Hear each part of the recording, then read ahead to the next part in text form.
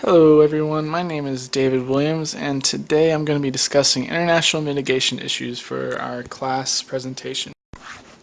Now I know we're all in a Foundations for Emergency Management class, but I just want to briefly go over what mitigation is for everyone. It is defined as any sustained effort undertaken to reduce a hazard risk through the reduction of the likelihood and/or the consequence component of that hazard's risk. Essentially, the end goal is to make the risk either less likely to occur or to reduce the negative effects if it should occur. Sometimes it can be called prevention or risk reduction, and it is often considered the cornerstone of disaster management. Now, the reason that this effective tool isn't used more often is because mitigation tends to be costly, disruptive, time-consuming, and can sometimes be socially unpalatable, as we will eventually see. As Damon Coppola states in his Introduction to International Disaster Management, there are 5 primary goals for mitigation. They are risk likelihood reduction, risk consequences reduction, risk avoidance, risk acceptance, and risk transfer, sharing, or spreading. Now, some of these can be combined to further increase the power of the mitigation techniques, but essentially I'll just briefly go over each one real quick. Risk likelihood reduction, think of that as installing levees or dikes at a river to reduce the river flooding. Risk consequences reduction, this is reducing the disaster's impact. These can be storm shelters or enforcing better building codes that will make buildings more resilient to storms or hurricanes or anything of that nature. Risk avoidance, this is simply avoiding the risk entirely because it's too powerful or it's too large in scope. Some of these examples could be buyout programs to move a resident or a community away from a floodplain, for example. The government will do this sometimes if it just can't afford to keep sending in more materials and resources to a given community. The more money efficient way would be to just move the people away to another area.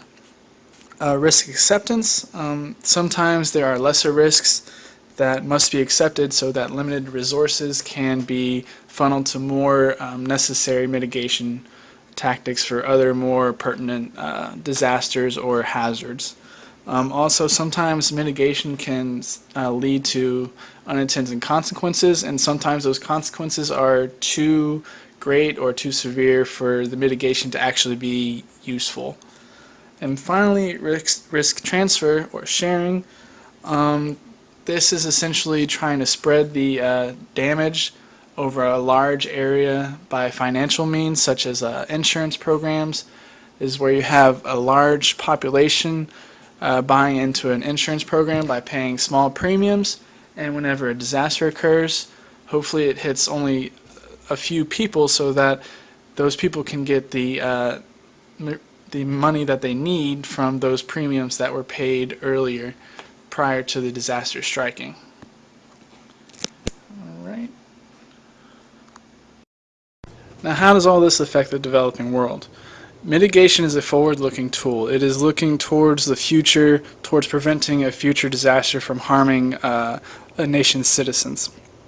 The problem is developing nations don't have a lot of resources, and what few they do, they have so many competing interests vying for those resources. How are government officials going to implement these costly mitigation initiatives when the countrymen still struggle through a lackluster economy, non-existent infrastructure, and insufficient medical care? Never mind you, starvation, job loss, things of that nature. Similarly, how is a developing nation's citizens going to react to a massive spending program by the government on future protections when their sufferings need attention now? This is why mitigation can be socially and politically unpalatable.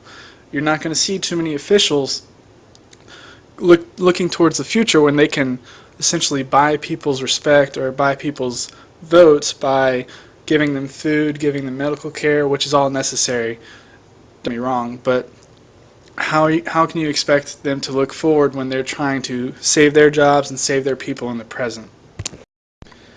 Another major problem with international mitigation it's a transnational issue. Typically, disasters don't respect political borders, so it will affect multiple nations if it wants to. The problem is, if those nations aren't communicating effectively, then things can get out of hand very quickly. Take, for instance, the picture to the right of the screen. You'll notice there is a very large river network running from the east to the west, or rather from the west to the east. And you'll notice Mozambique on the east side. Mozambique is actually downstream of the river network. So rain that's happening in Botswana and Zimbabwe and South Africa, that is flowing through all the way to Mozambique at the basin where the river is flooding. So then you have that community near the river basin struggling with floods consistently because South Africa and Botswana and Zimbabwe won't communicate to Mozambique what's going on weather-wise, how many inches of rain they're getting monthly, to just kind of forewarn Mozambique about the approaching flood. This is pretty typical of international disasters. They don't respect political borders.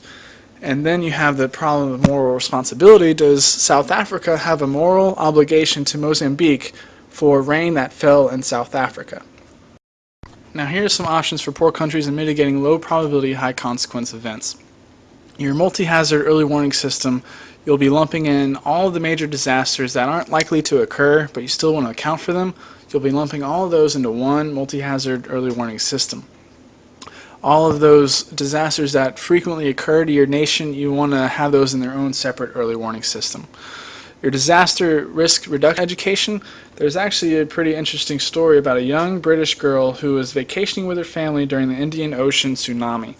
She saw the signs that a tsunami was incoming because she was actually previously educated on that just several weeks prior to the event.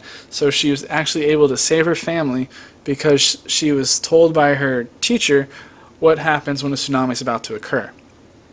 Now, low cost, low technology solutions, these are your basic building code enforcement, insurance, or even just encouraging people to invest and put their assets more into the bank rather than into physical cattle or what have you. By putting it into the bank, you're protecting your money from physical disasters. And finally, multi-use communication structures.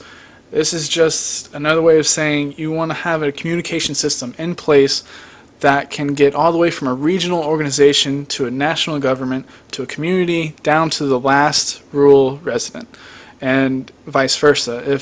If you have a disease that's starting to become prevalent, you want a communication system that can provide communication from the injured people or the sickened people all the way up to the national government so they can better prepare and better account for the disaster. Now here's an example of why mitigation is so hard to implement in developing countries. You have here insurance. We all know what insurance is and we understand how it works. The problem is citizens of poor countries generally lack a large enough disposable income to be able to afford insurance. And even if the individual can afford it, if the community or the country doesn't buy into the insurance, then the money coming from the premiums will not be enough to cover the insurance payouts to those people affected by the hazard.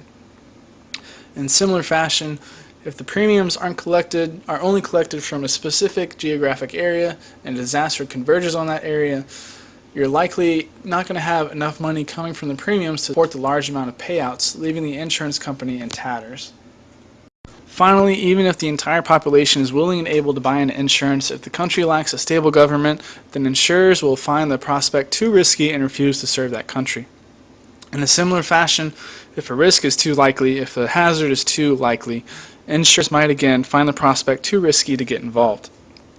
And you'll notice the picture here, that is from Damon Coppola's Introduction to International Emergency Management, and it shows how all the lighter shaded teal colors, those are all those nations that are inadequately insured.